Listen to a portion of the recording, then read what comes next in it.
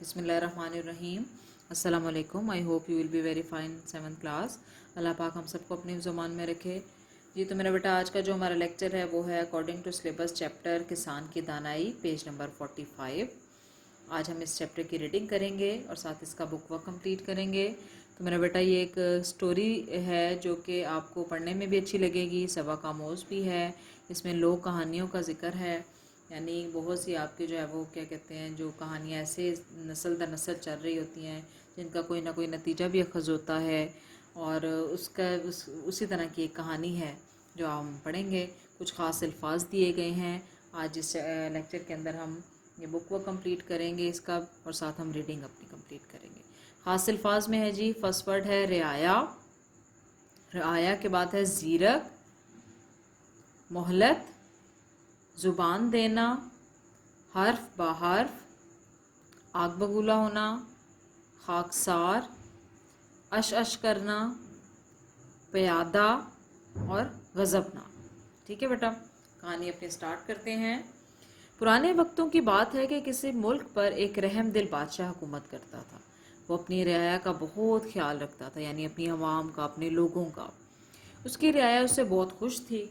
बादशाह कभी कभी अपने महल से बाहर निकलता, वो आम लोगों से मिलता जुलता, उनसे बातें करता और उनके हालात जो है वो दरियाफ्त करता, उनसे मालूमात लेता, पूछता कि कैसा काम चल रहा है। एक दिन बादशाह किसी गांव की तरफ निकल गया। उसे एक किसान नजर आया। जब देखा ना आपने, किसान की दानाई हमारा चैप्टर है, और दानाई का मतलब आपको पता होना चाहिए कि इसका मतलब होता है अक्लमंदी। तो अब क्या, कौन सा किसान था और उसकी अक्लमंदी क्या थी जो हमने इसमें पढ़नी है। कि एक किसान जब उस बादशाह को नजर आया, वो अपने खेत में काम कर रहा था। बादशाह ने किसान को सलाम किया। किसान बादशाह जो था वो बादशाह सलामत को अपने रूबरू देखकर बेहद खुश हुआ, यानी अपने सामने देखकर। बादशाह ने किसान से पूछा, तुम इस खेत से कितना कमा लेते हो। किसान ने अब अदब से जवाब दिया, बादशाह सलामत, यूँ समझ लीजिए रोज़ का 1 रुपया कमा लेता हूँ। बादशाह ने पूछा, तुम इस 1 रुपये का क्या करते हो। तो क्या जवाब दिया किसान ने कि आलीजा, यानी इज्जत से बादशाह को बुलाया कि आलीजा, इस रुपये से 4 आने तो खा लेता हूँ, 4 आने मैं कर्ज उतारता हूँ, 4 आने कर्ज देता हूँ, और बाकी बचे 4 आने उन्हें कुएं में फेंक देता हूँ। देखिए बेटा जी, 4 आने, 4 कितने हुए, 12 टोटल आने, तो 1 रुपया बनता था। तो उसमें से उसने डिवाइड करके क्या बताया कि मैं 4 आने क्या करता हूँ, खा लेता हूँ, यानी घर में खाने के लिए इस्तेमाल होते हैं। 4 आने मैं कर्ज उतारता हूँ, 4 आने कर्ज देता हूँ लोगों को, और बाकी के जो रह जाते हैं वो 4 आने कुएं में फेंक देता हूँ। बादशाह ने कहा कि मेरी समझ में तुम्हारी बात नहीं आई, मुझे इसका मतलब समझाओ। किसान ने हाथ जोड़कर अर्ज की, हुजूर, 4 आने खाने का मतलब ये है कि मैं इन्हें खुद पर और अपने बीवी बच्चों पर खर्च करता हूँ।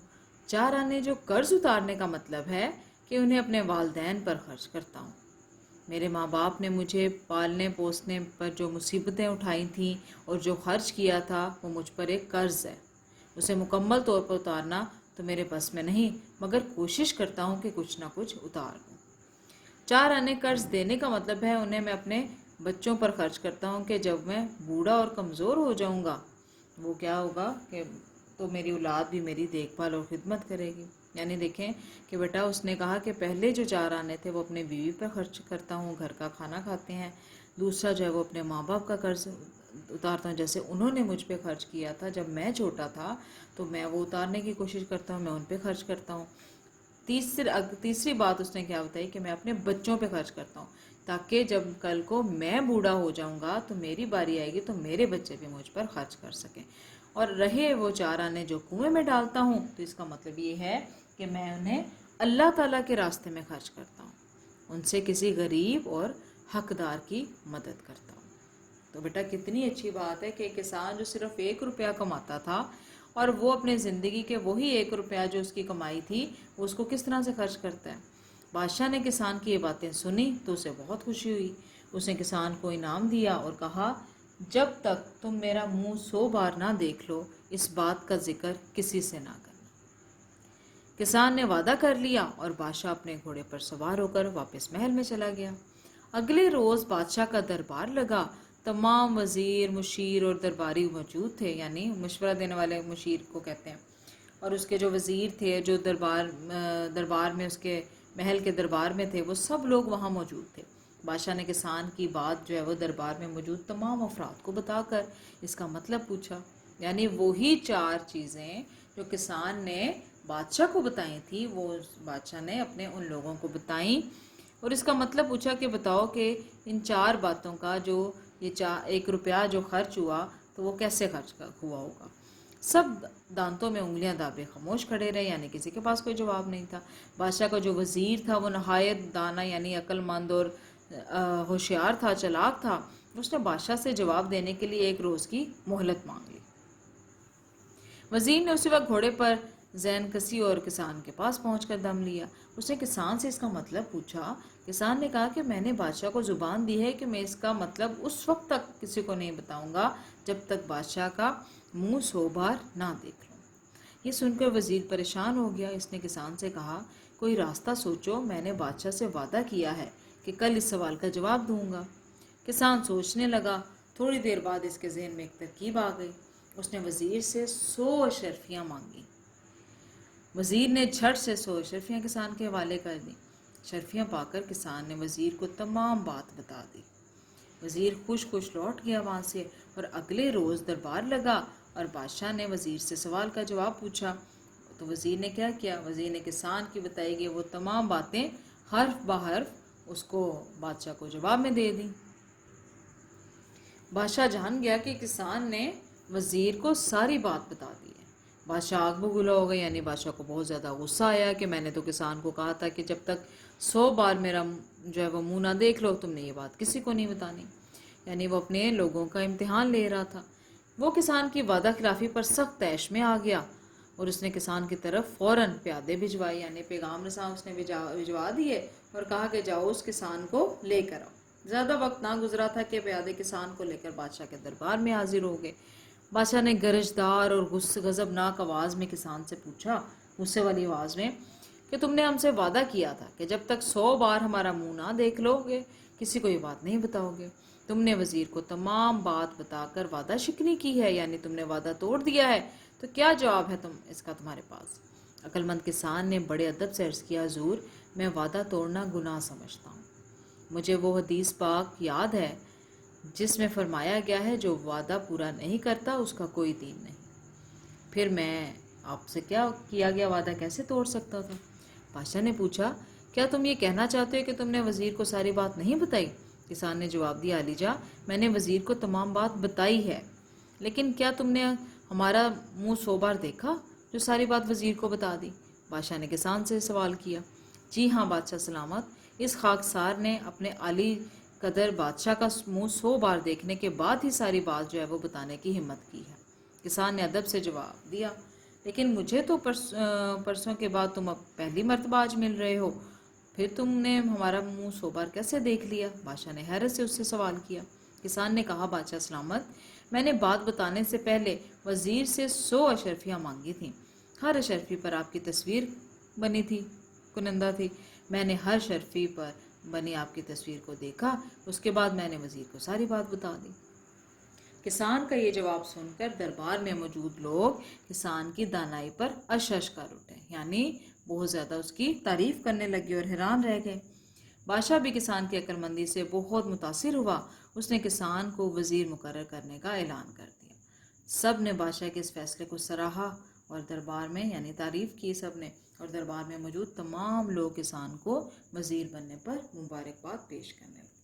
جی تو میرا بیٹا دیکھا کہ آپ نے جس طرح چیپٹر کا نام تھا کسان کی دانائی، کہ اس کسان نے اپنی عقل مندی کو، اپنی عقل کو استعمال کر کے کیسے جو ہے وہ تمام جواب جو ہے وہ حاضر دماغی سے وہ جواب دیے بادشاہ کے، اور اس طرح اس کا جو اپنا بھی فائدہ ہو گیا کہ اس کو بادشاہ نے وزیر بنا دیا۔ تو اللہ تعالیٰ نے انسان کو عقل اور شعور عطا کیا ہے اگر تو اس کا صحیح طریقے سے استعمال کیا جائے۔ اور ایک مین پوائنٹس آپ کو جو ملتے ہیں اس میں سے، ان میں بیٹا ایک بات یہ ہے کہ آپ جو ہے وہ کیا ہے کہ اپنے ماں باپ کی قدر و قیمت کو سمجھیں، اپنے ماں باپ کا خیال رکھیں، تاکہ کل کو جب آپ بوڑھے ہوں گے تو آنے والی نسل جو ہے وہ آپ کو اسی طرح سے آپ کا خیال رکھیں۔ تو ایک یہ ماں باپ کے حوالے سے، اور دوسرا یہ کہ بیٹا اللہ تعالیٰ کی مخلوق کا جو خیال رکھے گا، ضرورت مندوں کا جو خیال رکھے گا، اللہ تعالیٰ اس کو بھی ہمیشہ یاد رکھے گا، اس کی بھی ہمیشہ مدد کرے گا. ٹھیک ہے بیٹا. یہاں سے بہت ایک تھرڈ پوائنٹ آپ کے پاس آپ کو پوائنٹ مل جاتا ہے کہ کبھی بھی آپ کو کسی کے ساتھ کیا گیا وعدہ توڑنا نہیں چاہیے. ٹھیک ہے بیٹا. جس طرح کسان نے اپنی عقل مندی سے استعمال کر کے اس نے وعدہ نہیں توڑا، لیکن اس نے اپنی ضرورت بھی پوری ہو گئی اس کی، تو اس طرح سے جو ہے وہ آپ نے بھی کبھی کسی سے کیا گیا وعدہ نہیں توڑنا. نیکسٹ ہم بیٹا جی بک ورک پہ آ جاتے ہیں. ریڈنگ کے بعد ہمارا بک ورک ہے. بک ورک میں سب سے پہلے آپ دیکھیں ایم سی کیوز ہیں پیج نمبر 48 پہ، یعنی کہ زیر الانتخابی سوالات. رائٹ آنسر آپ نے بتانا ہے. آپشنز آپ کے پاس ہیں. کسی ملک پر حکومت کرتا تھا؟ تو ہم دیکھیں ابھی ہم نے پڑھا تھا، ریڈنگ سٹارٹ ہوئی تھی، تو ایک رحم دل بادشاہ. کسان کھیت سے روزانہ کیا کماتا تھا؟ 1 روپیہ. کسان قرض ادا کرتا تھا ماں باپ کا. کسان 4 آنے پھینکا کرتا تھا کنویں میں. بادشاہ کا وزیر تھا چالاک، لیکن اس کو جواب نہ آیا، تو پھر بھی جو ہے وہ کہا جاتا تھا کہ بادشاہ کا وزیر جو تھا وہ بہت چالاک تھا. نیکسٹ پیج پہ میرا بیٹا، بادشاہ نے کسان کو بنایا وزیر بنا دیا تھا اس کی عقل مندی کی وجہ سے. ٹھیک ہے بیٹا. یہ آپ کا ایک ایم سی کیوز ہوں گے. ایم سی کیوز کے بعد بیٹا دیکھیں آپ کے کوسچن نمبر 5 ہے. واحد کی جمع اور جمع کے واحد لکھنے ہیں. وزیر کا کیا لکھیں گے؟ وزیر واحد ہے تو اس کی جمع ہوگی وزراء. سوال سوالات، جواب جوابات، حدیث احادیث. افراد افراد جمع ہے تو ہم اس کا واحد لکھیں گے فرد. ٹھیک ہے بیٹا. لاسٹ آپ کا بک ورک ہے پیج نمبر 49 پہ. لاسٹ کوسچن آپ کا ہے جی میچ دا کالم. آپشنز آپ کے پاس ہیں کالم بے میں. رائٹ آپشن آپ کالم جی میں لکھیں گے. رحم دل کے ساتھ کیا آئے گا؟ مہربان. حقدار مستحق. غریب مفلس. قرض ادھار. گاؤں دیہات. بوڑھا ضعیف. مصیبت تکلیف. دانا عقل مند. ٹھیک ہے بیٹا. یہ آپ کا بک ورک ہے آج کے چیپٹر کا، اور امید کرتی ہوں کہ بیٹا اچھے طریقے سے آپ کو ریڈنگ بھی سمجھ آ گئی ہوگی اور آپ نے بک ورک بھی کمپلیٹ کیا ہوگا. اچھے طریقے سے اس ریڈنگ کو ریوائز کیجیے گا اور بک ورک کے اچھے طریقے سے آپ لرننگ کر لیں.